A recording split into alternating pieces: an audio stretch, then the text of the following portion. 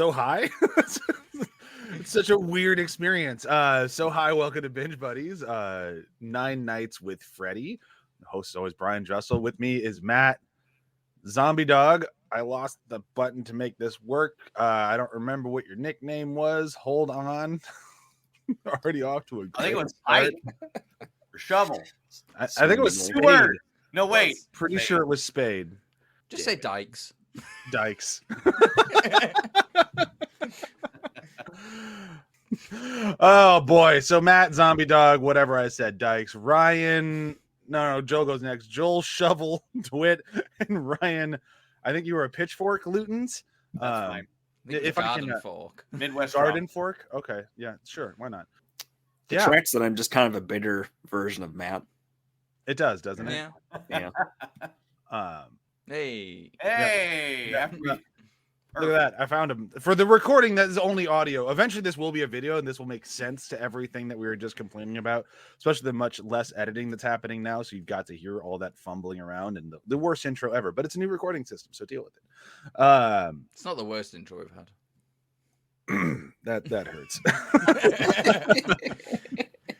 But anyhow, thanks to our producer, John, to work with me on getting this up and running. When this eventually does hit YouTube, it looks glorious. That new intro that you just heard has a video to it that's awesome.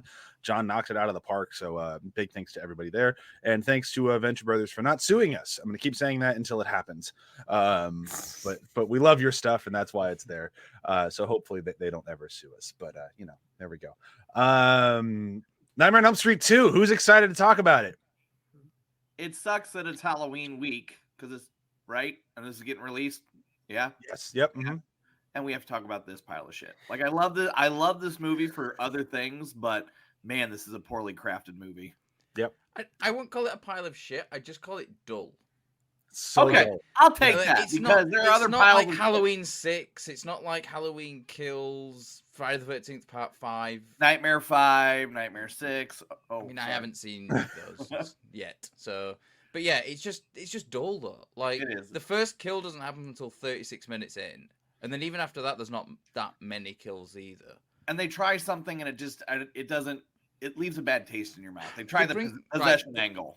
My issue with it, 100%, they bring Freddy out of the dream world. Yeah. And it doesn't work. It just does not work. Because like it's almost like they're trying to toy with the idea of like, ooh, what's a dream? What's real? Blah, blah. But then it's all real. Yeah. Like, so then it doesn't become interesting anymore. It's just kind of dull. Like, well, Yeah. you've taken the most interesting element of the Freddy character, him being in the dreams and can do anything because it's the dream world, and you take that away from him, and then none of the sort of stuff that starts happening makes sense. Because where does he get the finger knives from? Like, Right. And I agree with that too, because like even during the pool party, which we'll talk about, like he still has that element of magic, but this is the real world. Like he can just walk towards a fence and just disintegrate in fire. Like that would kill the person he's possessing. That would kill Jesse. Yeah, there's a lot of weird aspects to it. Like I've been describing it this week, which I was very proud of myself for coming up with. So you've already heard this, but I've been describing this week as a gay werewolf movie where the werewolf is Freddy, and like that's more of what this movie is. And if you were to pitch it to me like that, I'm watching that movie instantly. Like how could I not? The problem is it's just so boring. Like there's just nothing that happens. Like everything you guys were just saying is dead on, but the thing that's like the hardest to really explain to someone who hasn't seen this movie is that it is just so boring. Like it does not know how to build tension to save its life. No, they got a pretty cool dance crazy number though.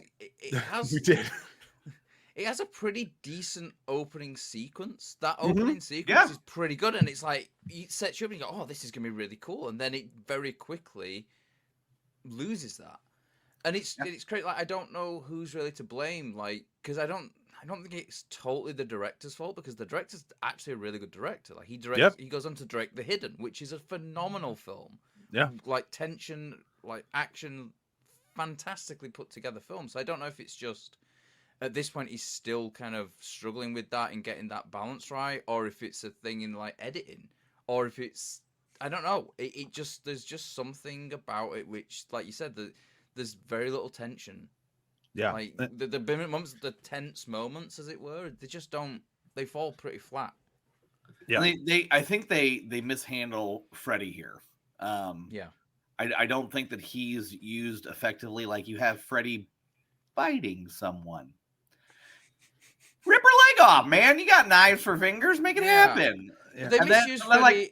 Behind the scenes, they've misused him because they tried to recast Freddy as a stunt guy. Yeah. Originally, they're like, well, we don't need Robert Englund to come back. We don't need to pay him all that. We'll just stick a stunt guy in a mask. It's like, no, you need Robert Englund. Thankfully, they realized that. But even that, but I'm going to say here's even when Robert Englund is Freddy, when he's standing there and he's confronting Lisa, he's standing there and his biggest thing to cause fear in her heart is going to throw a glass plate on the floor or a ceramic plate. He's just going to wreck her house. He's going to wreck her house. Yeah, this is Freddy we're talking about. The dude that could, elongate his arms or drag people up on the roof, and he's just going to wreck your house. I mean, he really does. It's the Jesse show, and that's kind of you feel like in a different world, someone eventually went, guys, this isn't a nightmare movie, right? Can we just get Freddy out of this and just go make this movie on its own, whatever it is that we're making? And they would have made something better, but probably more forgettable. So I'm not sure if that was would have been the right call. But it just doesn't feel like a Freddy movie. When you go back to when we did our Jason series and we got to Freddy vs. Jason, and we're like, it doesn't feel like a Jason movie. It feels like a Freddy movie. Which is why we're gonna have to do it again when we do this. But this one has that same sort of vibe. I don't know whose movie it is, but it's not Freddy's. And it's kind of unfortunate. I mean, there's a lot of things very unfortunate about this movie. There's an entire documentary about how much sad shit came out of this movie. But for me, the biggest bummer beyond everything that happened in the real life, but is just watching the movie. It's there's something really cool here. There is a cool idea. I like possession films. I like Freddy. I like this main actor was fantastic. Lots of really cool stuff here. And then nothing worked. It's bummer. I'll go ahead and state a claim that I think Freddy being out of the dream world itself is fine. I don't think that I don't think he needs to be solely in the dream world to be a captivating character. Robert Englund, I actually remembered somebody's name from one of these horror movies, and it's a testament. He has so much personality in every single thing we've seen so far. These movies would not have existed without him, I think, or at least they wouldn't have persisted. But it is the execution. I think there are great ideas here. Nobody knows what to do with them.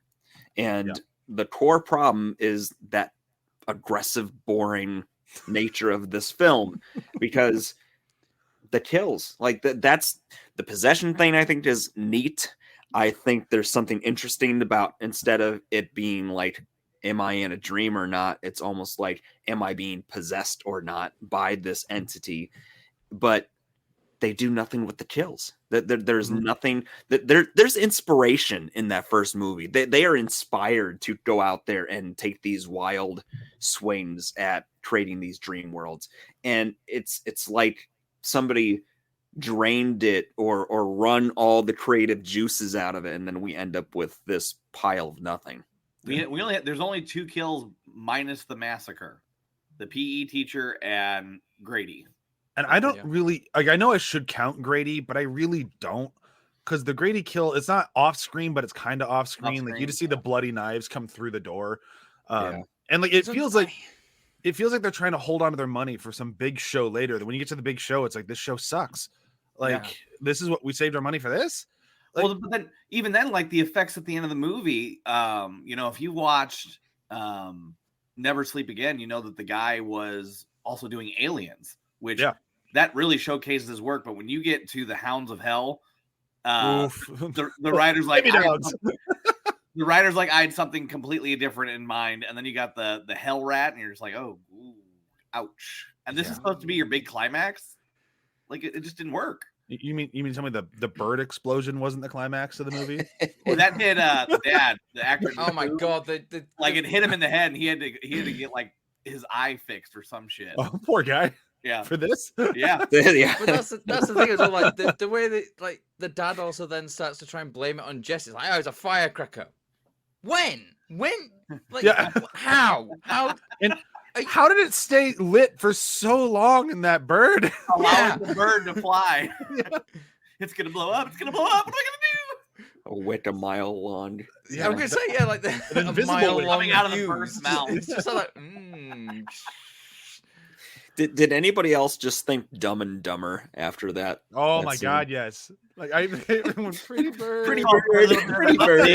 update. Man, this party sure died. Oh man.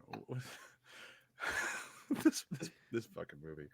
Like, it's a so I just watched the 78 Invasion of the Body Snatchers, and when I saw the Hellhounds there, it reminded me of the dog with a human head in that. Oh yeah. Towards the end, where the woman freaks out. 1978. That looks better than whatever the hell they did. Like They look so dumb. 7 years movie. later, it literally looked like this. Do you remember the first Resident Evil film where we were talking about how it looked like the zombie dogs in that looked like someone had just like stapled sandwich meat to some poor dog's face? Yes, I mean, No. I So So wasn't it just sure looks like that's someone what it looked stapled like. it looks like someone stapled a latex mask to a poor dog's face, like, and not even a very good one. It's oh man. I was kind of hoping we weren't even going to talk about the baby dogs because like they upset me. They have to, because it just shows you how big of a misstep this movie is. It's like people just phoned it in. They're like, oh, we got Freddy. We'll make something scary. Do some elements of this movie work? Yes, absolutely. The subtext, whatever it is, I am glad that this movie is there for a certain culture. Oh yeah. And, it works in that regard. And I know Bryan said you watched it in that lens, and I did too. And it works, but It's way more interesting from that lens, but it's still right. not a very good movie. right. But the I know- movie I know people who itself have put together looked- is awful. I know people who on like their letterbox rating, they've added a star to it when they've looked at it through that lens because it is a better film. It's still not great. Like No, they like- still went from a 1.5 star to a 2.5 star. Like And like so the subtext that we're talking about is that this movie is really highly regarded as like one of the gayest horror films ever. Like it's very popular in the gay community. LGBT folks I think they're just mostly happy that it exists, at least the few that I've spoken to about it, because in the 80s this wasn't a thing. There were no male scream queens, and we got a real male scream queen here. Like Jesse, he crushes it. Or Mark Ralston. Mark Ross, yeah, did a great job. He nailed his job, just absolutely perfect. Not Ralston, sorry, Patton. My Oh, bad. that makes me I'm like, I was gonna say, like, I Mark was Patton. Mark Mark Rolston, Patton, that was the guy in Aliens. Yeah, we're all going to Alien. But yeah, no, Mark Patton, he was absolutely incredible in this, and like the subtext in this film. So if you look at this under I was told to look at it as it's an allegory for being a gay kid in high school who's trying to come out. If you look at it from that lens, way more interesting film and way like, different film. Like you get the scene of him trying to hook up with the girl and was literally like throwing his demon out of his body at her because he can't handle it. It's like this slaps, man. Like this is exactly what I'd want to see from this style of a movie. And it does it so well by having Mark as the lead. Like he could speak to this. He was, he was a gay actor in the 80s where that was considered like, oh no, get him away. I'll catch the AIDS from him from being in his airspace. Like it was absolutely horrifying for people. So like having him bring that real honest approach to this character made this character work. And it's engaging and you attach yourself to him and you feel for him. Like when he's literally killing people, after he kills his coach and he's got the glove on and the thing and he screams, it's like you feel that for him. Yeah. It's just he's betrayed by the rest of the movie. He is, yeah. It's just like it just sucks. And that just goes to show what Bryan mentioned earlier in the documentary. It's Scream Queen. And it's really good because it's one of those things that really profiles Mark Patton and his struggle, because after this movie, he didn't work. And that's a tragedy because this guy was good. Like he did a show off Broadway with Cher and then did the movie version with Cher. And he had a lot going for him. But just with this film and how, he got threw onto the bus because of it when it all came out, and he just retired. Like he went to Mexico and was like, I'm out. But then he got to tell a story in the other documentary, Never Sleep Again. And that's what led to Scream Queen being made, and him actually sitting down with the writer and said, you threw me under the bus. You said I made the movie gay, but the subtext is really the subtext. And if you're acting and you have a scene that says dancing and, you know, move a dress drawer with your butt, I'm going to do it. I'm an actor. Yeah. So it's really interesting to know the history of this movie. But like, if you watch it is definitely a better film. Yeah.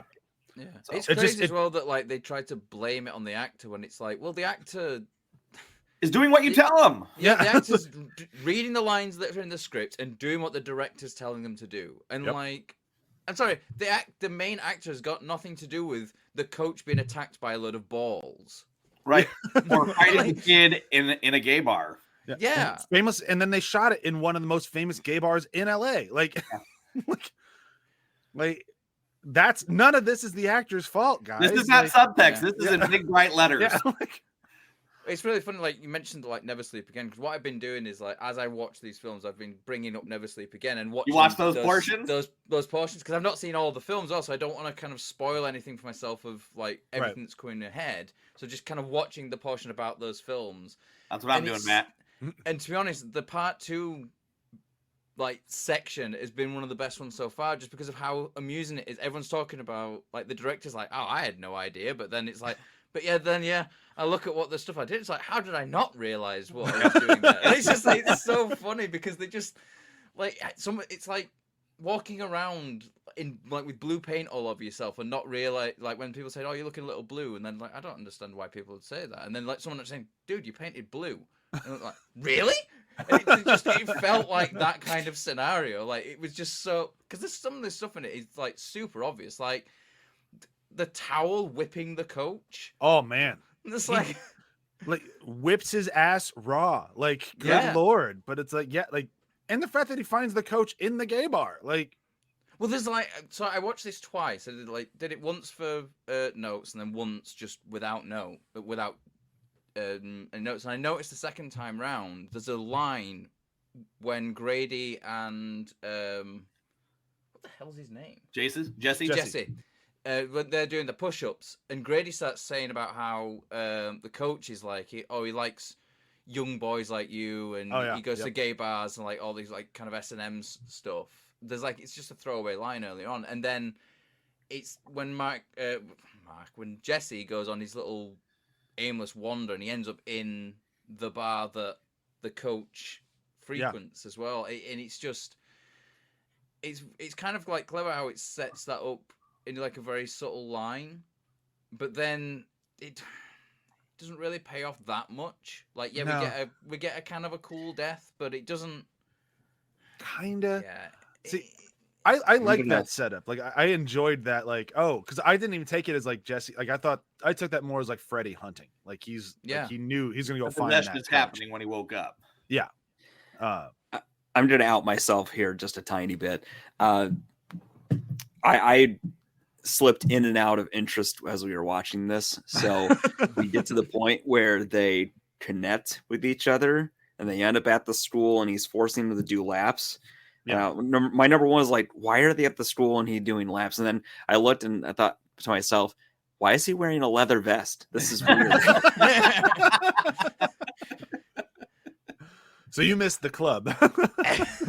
Oh, I saw the club. I didn't connect the dots. Fair enough. I mean, Yeah. I get it, man. Like this movie, I really, we talked a lot about this one. Like, it's funny because we record 2 of these at one time always, and we got to 3 and everyone's like, man, 3's great, love 3. But most of the argument was like, I just want to like 2, I really do, but man, I think it doesn't hold you. Like, there's something interesting there, but it just doesn't end up on screen. I think there's a story there that, like, you know, if they've maybe they rushed it. Maybe it was like, you know, let's strike while the iron's hot. Couple more run throughs on the script. Bit more refining. Bit more of a, like, you know, let's get some of these kills a bit better. And like, I don't know if maybe the way the production started as well, not having Robert Englund, trying to do it with someone else, did that hurt it as well? Like, because you're then going to have to do reshoots. So you're spending more money than you're expecting to. So did they cut stuff out to make up for that, or what? Like, it just kind of. I want to believe everything you're saying, but I think it just comes down to like, if the writer didn't realize that he was writing a very gay movie, if the director didn't realize he's making a very gay movie, the actor did realize that he's making a very gay movie, and everyone's just making a different film, which is what it kind of feels like to me. Like the writer's making one thing, the director wants to make one thing, and the actor's making a different thing. You get a mess. And I just don't think anyone ever saw eye to eye on the film that they're making. And the weird thing is that the writer in the Never Sleep Again documentary says that he intended it to be like that from the beginning. So for him to then come out and say, like, at the time that he didn't, like, stand by your story. Like, if you intended it that way, fine. Or are you doing damage control these many years later, having been a bit of a dick about it? Like, and it just... It's one of those things, isn't it? It's like we're never going to know the real truth of that. Like, you know, we are basically going off of what people are saying. And maybe he's looking at it with hindsight and then trying to take credit for that.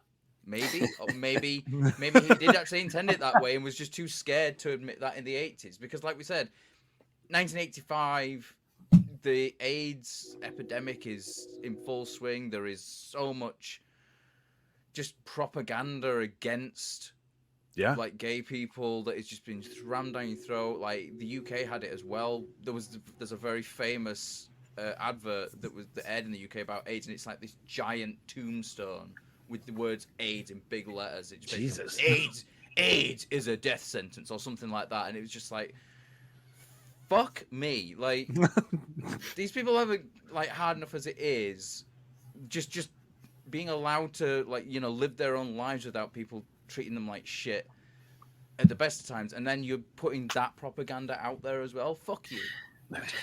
You know, we're siloed off in a lot of ways. So, man, I do appreciate pulling back the veil and showing us that you guys are as bad as we were. So, thanks for that. You had Reagan, we had Thatcher. So, you know, the two of the shittiest people in politics of the 80s. Yeah, there we go. I feel like I'm not one to pick away at some of the technical details, especially since you guys all have a deeper knowledge of filmmaking and such. Going back to the tension problem. One, camera work sucks. Yeah, I'm sorry. It just sucks. And the biggest piece of it is too much focal point on inconsequential things in an attempt to ratchet up tension. So there's the kill, his friend, I forget his name. Grady. You know, they're focusing on his hand pulling the door or trying to pull the door open rather than like actual showing fear at some points. They have a piece where they're going up the stairwell, I think later in the movie, and stairwell shots. How do you make a stairwell shot like that so uninteresting? It pans too smoothly. Yeah. It goes too quick for a slow dread, but too slow for like a quick frantic thing. Awful. And then the audio design is terrible too. You know, the first movie, they understood that when you're doing that sort of siren whine with stringed instruments, it needs to be this shrill but also crescendoing sound kind of thing where it overtakes everything else, and it was just a low hum to everything whenever they used it, and it just all adds up to a big nothing burger where there's no stakes, there's no tension, there's no compelling you to be like, oh god, what's going to happen next. And then you get to the usage of Freddy and the kills and such, and if we've learned anything from the few movies we watched, Freddy stalking or torturing one or a few people works. Yeah. I don't know how you get a whole pool party of people and then turn that into tense and harrowing and scary. It just ends up kind of laughable, especially when one guy's trying to talk him off ledge. It's okay, we're not gonna hurt you. that to me as well, like that pool party should have been a massacre. Like quote unquote massacre. Like that would have it would have been something at that point. Hold on. Like, I got thoughts on this. If he jumps out, he's sort of like there's all these people there. Have him butcher a bunch of them. Like, you know, make it Carrie, man. Like it already feels like you're trying to do Carrie. Just do Carrie. Or just do something with it though, because like basically they do fuck all with it. They have him jump out, And then he stands there for a little bit, and he's like, "You are all my children, but I'm going to run away now, not kill any of you because one guy runs into his hand and like literally One guy runs runs into into the hand. And I The swear most- there's an extended line there where the guy runs into his hand and Freddy goes, "Whoops, I didn't mean to do that." That's the a most freebie. realistic moment in that is the panic and the people running towards the fence, and then you get the poor guy who's getting trampled and spitting up blood. That's probably the most realistic thing, and it wasn't even a Freddy kill. You have a guy running at a guy who's swiping at people. What do you think's going to happen? Like, if this is supposed to be Freddy in real life, and he's supposed to be this terror, and you've got this guy running, and Freddy's going to be like, I'm just going to slip my hand in here and give it a little wiggle so blood pops out. But this is Well, the that's thing as fine. well, But who like, gives a you fuck have- about realism in these movies? That's Right? true. But what Yeah, I'm saying is if you can do that kill correctly, then you need to do a whole lot more instead of guy running towards Freddy when it should be panic and a fucking boiling swimming pool.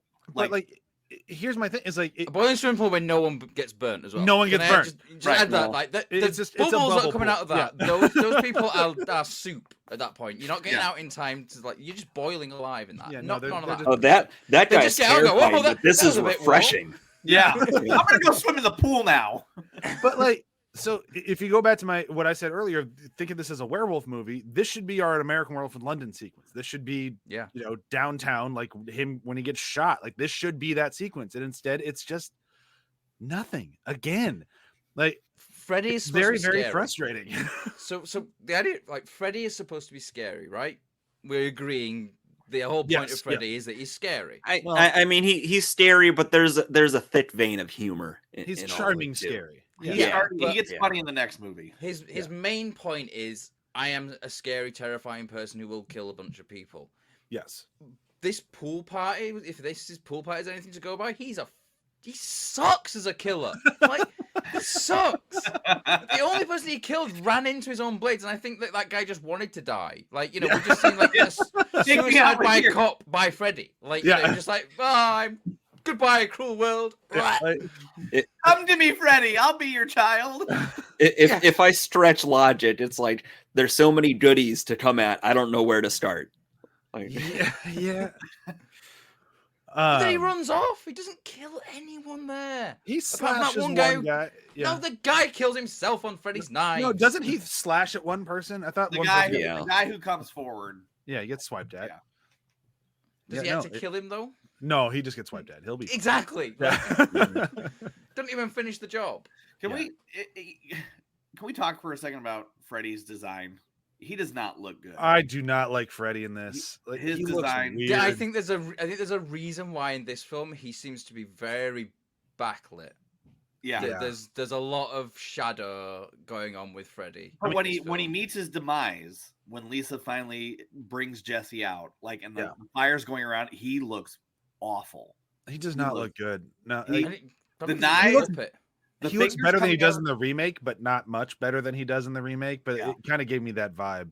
The Yeah. knives coming out the finger were terrible. The as knives well. coming out of the Like, finger were bad. The overall makeup, the red eyes, horrible choices. Yeah, Horrible choices.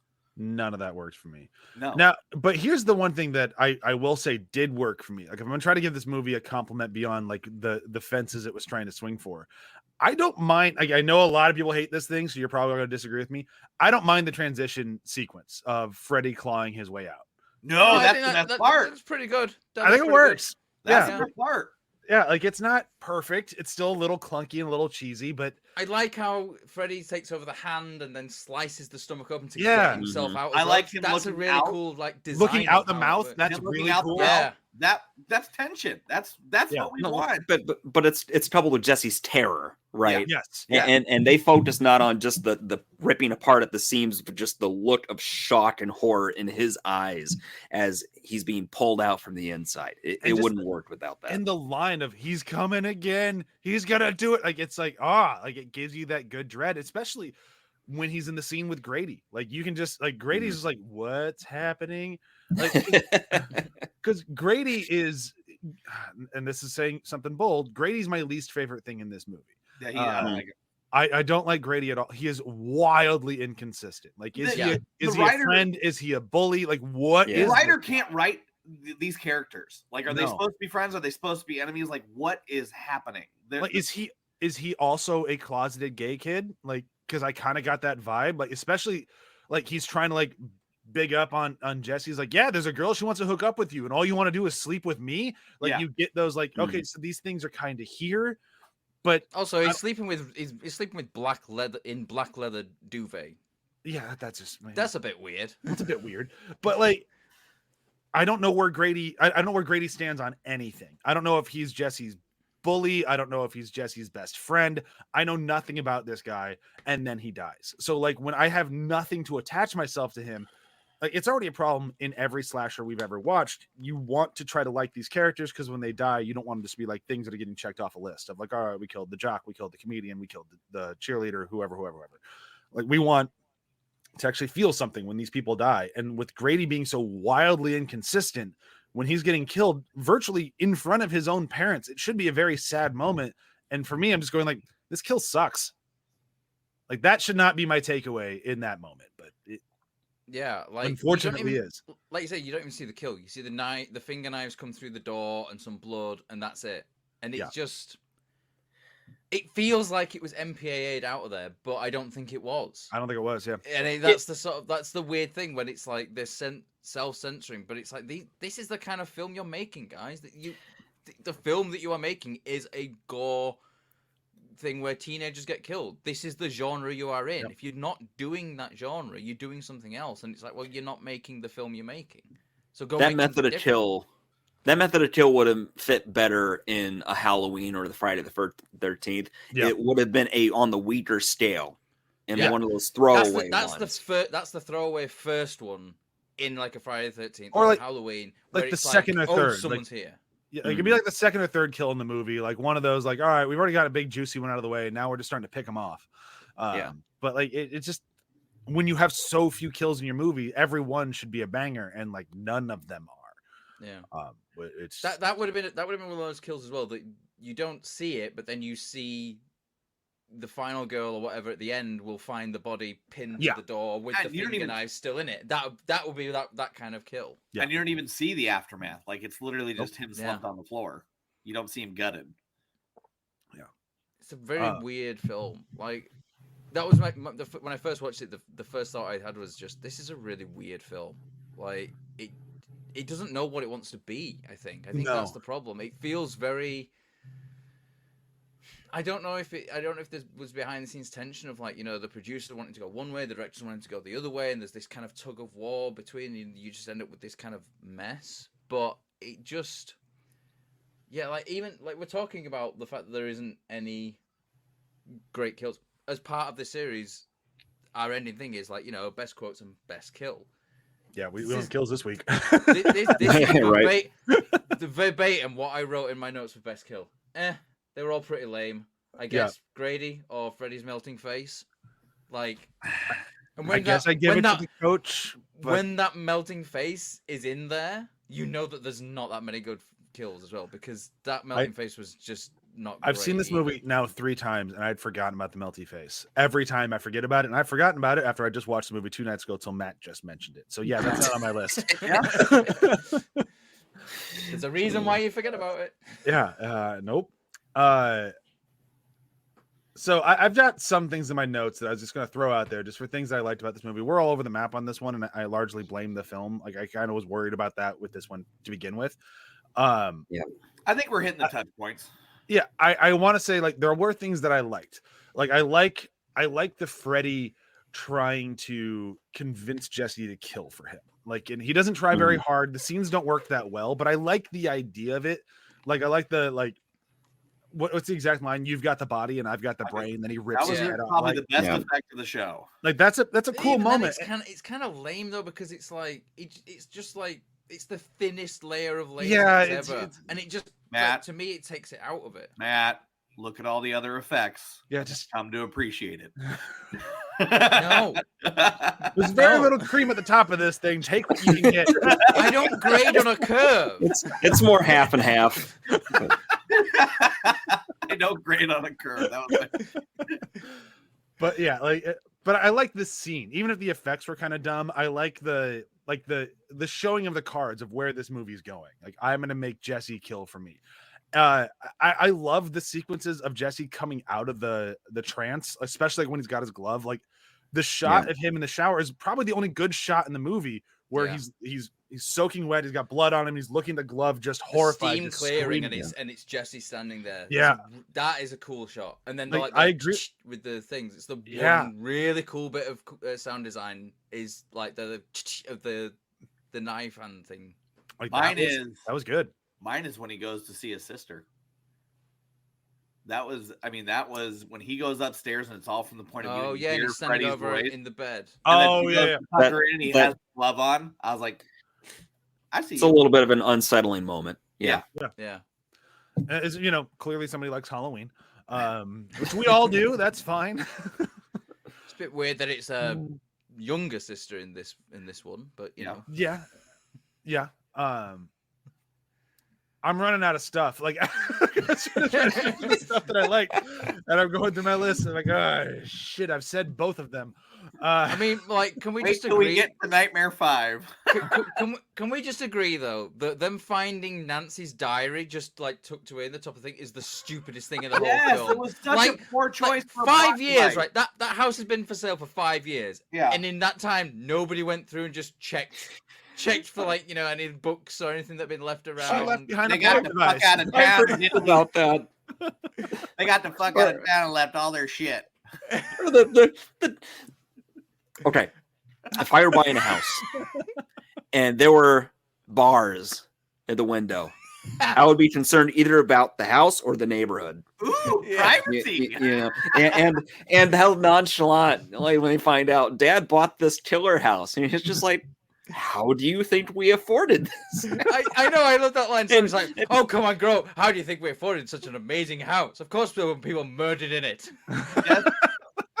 I was really hoping when he was taking off the bars that one of the kills would have been him falling off the Jesse's dad is probably my favorite, like just the bumbling moment. Gulager knew exactly what movie he was in. And it's so good. All right. Is there anything else we want to talk about this movie, or should we move into quotes and I guess kills? If you have one of the 3 kills that you want to talk about more, cool. This must be one of the shortest episodes since I've been on. There's 38 no minutes so structure far to this movie. I don't want to waste people's time. Like, I know where people land on this thing. I don't. There's a whole documentary on the gay side of this film that everyone should watch. I don't want to do a discredit by just regurgitating the documentary out. Like, you should just go watch that documentary. It's absolutely incredible. It made me tear up in like the 45 minutes I was able to watch. I'm going to finish the rest of it tonight when we finish after my Halloween parties I have to go to. But it's incredible, and you should absolutely watch it. I don't want to do a disservice by just. What I will say about this film, and I think it's more about the next film, but I think we'll have more to talk about in that one, and I don't want to forget this point. The producers they tried something different with this one. It didn't work. They still made a lot of money, but they realized the mistake, and I think that's a really, really good thing. They realized that, you know, the direction they took they listened to like what a lot of critics were saying, and like, you know, took it on board. Like, actually, this was not great. If we continue down this road, we ain't gonna make money on number 3. We need to go back to, you know, the dream world, right? Freddy. It thrives in that dream world, and I think it's really a credit to the producers for paying attention to that, because a lot of other ones where I say, well, we made a lot of money, so obviously this is what the audience wants. No, the audience wants Freddy, and the audience wants the Freddy from the first one. So people turned up to this one thinking they were going to get that. They didn't. You need to make sure that you give them that in the third one, and be very clear about that. That's what it's going to be. Everyone in 3 understood the assignment. Everyone. I'm going to say this. The only thing that this movie has going for it is the actors. The actors understood the assignment, whether it's Kim Myers, who played Lisa, Mark Patton. God bless Mark Patton. Absolutely. He was so good in this. Did not deserve what happened to him afterwards. Correct. And, you know, he's an actor, and he did the assignment. And then for all that shit to go down is not okay. But the bold swing of having a final girl be a final boy, to me, it worked. I just didn't think the story was very well flushed out. And I think for them to say that it was all subtext, the writer knew what he was doing. Look at the line when he says, you know, something is coming out of me. And the guy's like, you want to sleep with me? Like, come on, know what you're writing. Yeah. So keep going back to him throwing up when trying to hook up with a girl. Like, come on, man. It's just right there. Right. But you know, the dad, even the hated PE teacher, like you look at that guy and he's always good in whatever he does. Starship Troopers, when he's freaking out, all good, you know, Marshall Bell. But my God, is the dad in Stand By Me? Should have been you, Gordo. So I just, you know, it's they had something. I think it was rushed. I think the movie didn't understand what it was. I think the direction was a little bit off. It is what it is. It gave us 3. We're 3. Everybody knew the assignment, and I am thankful. Yeah. All right, let's do it. We can do quotes, and I'm gonna go first because I actually have a quote that just makes me crack up. Not because of the line itself, but because the context of the line. It's one of the mornings with the family where Jesse's sitting at the table, he's having breakfast, and the toaster basically explodes, like just catches on fire. And they walk over to it, it's like, it's not even plugged in. And the dad goes, craziest damn thing I've ever seen. His bird blew up the day before. Just like, legitimately exploded. But an electrical thing caught on fire is the craziest thing he's ever seen. I love it. The dude's got the memory of a goldfish. Yeah. All right, that's it for me. I'll go. Favorite line. Carrie's asking Ron which, you know, what the hell is up with the writers? Ron, and then in the first movie it was Rod. Come up with something original. Anyway, Carrie's like, hey, Ronnie, so are you going to Lisa's house tomorrow night? Nope, can't. I'm grounded. Carrie goes, how come? And Ron goes, I threw my grandma down a flight of stairs. Mhm. I was like, what the hell? Such a weird movie. Yeah. And you think that that's a joke, but then he doesn't. There's actually nothing he doesn't retract that. So you're like, wait, did he throw his grandma down a flight of stairs? Leave it up to the viewer imagination. Grandma, am I in your will? Yes, Ronnie, you are. Why? Because I'm broke. I need a new car. Oh no. Yeah, I'm convinced Grady is there just for comic relief more than anything. Yeah. Here's mine, and it's really dumb. Hey, Grady, do you remember your dreams? Only the wet ones. Oh, jeez. I forgot. I was like, that came out of nowhere. God. Oh, Gross. Oh, Grady's the worst. The only thing I've got is Freddy going when he says, "You are all my children now," because I was expecting something to happen, but then it didn't. So Yeah. God damn you, movie! You set me up with a good line and then you suck. Yeah. Yep. Well, that's it. I've got nothing else to say on Freddy 2, Freddy's Revenge. No one knows what he got revenge on. No clue. Well, Joel does, because I think he put it quite accurately in our chat. The viewer. Yeah. Or the franchise. Or the franchise for some reason. I mean, it wasn't even a franchise at this point. Yeah, I was like, this is the second movie. Okay. Yeah. I'm excited for next week where we get to talk Dream Warriors. Dream Warriors is an absolute blast. I'm going to put this. That movie is so high up in my slasher ranking now. Like, holy smokes, did I like Dream Warriors? It's so good. I put that up there with like some of my Jason movies, some of the best of the Halloween movies. Like, this movie was just an absolute blast for me. I'm very, very, very biased. I love Patricia Arquette. I've always loved Patricia Arquette. As soon as she shows up, you're already at like bare minimum 7 out of 10 for me. So there we have it. She was great. It also she helps. Was 16 and she crushed this movie. She's the best. How do you not love Patricia Arquette? Wow. I mean, it also helps though that this one was co-written by Frank Darabont as well. Like, yeah, that does help as well. Yeah. And Chuck Russell. Yeah, like, well, he directed it, so that it's Chuck Russell directing, Frank Darabont and him writing. It's a good team. They got the, everyone understood the assignment and they knocked it out of the park. So I'm excited for working off a like a script from Wes Craven as well. I think Wes actually wrote the story. first I think draft. it was a story. Was it just either a story? way? Still, it all works. It's all great. It even has a dumb wizard kid in it, and it doesn't bother me. So, you know. And it worked. I am the wizard master. All right, so do we want to do plugs real quick? Do we got things to plug? I've got nothing to plug right now. All right. Since this is coming out on Halloween, you can catch me on the Front Row Network where I participated in Monster Cast and reviewed the first Nightmare on Elm Street. So, ooh la la. Joel, anything to plug? I played Alien Isolation recently. It was fine. Yeah. It would have been great if it was like 5 hours shorter, right? Yeah, it would be a wonderful game if it was 5 hours shorter, and they didn't take out all the fear and replace it with frustration near the end. Yeah, the robot people get really annoying in that game. All right, I think that's it. This is where music should be starting, but as we're trying out our new system, I didn't have the music ready yet, so there's no music now, unless there is, and I put it in post. If you're hearing music right now, then I've done my job. All right. Not math music. All right. Bye. Bye. Bye. I don't have an outro.